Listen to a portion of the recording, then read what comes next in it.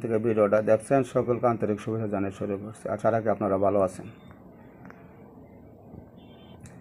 এটা যৌন দুর্বলতার কাজ করবে না, কিন্তু যাদের গ্যাস আছে, পায়খানা ক্লিয়ার হচ্ছে না, পুরাতন আমাশা আছে, পায়খানা চাপ দিলে পেটটা মুচুর মারে, পেট ব্যথা করে চিনচিন করে, যার ফলে মাঝে মাঝে জ্বর হয়, খাওয়া দাওয়া রুচি নষ্ট হয়ে যায়, শরীর দুর্বল হয়, তাদের জন্য খুব সুন্দর কাজ করবে।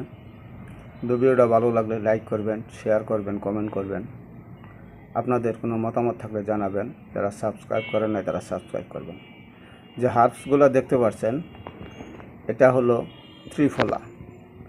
3টা ফলের যুক্ত নাম হলো ত্রিফলা।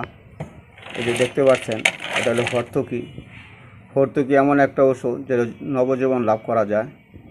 এই যে দেখতে পাচ্ছেন, এটা হলো আমলকি। আমলকি অ্যান্টিঅক্সিডেন্ট, ভিটামিন সি।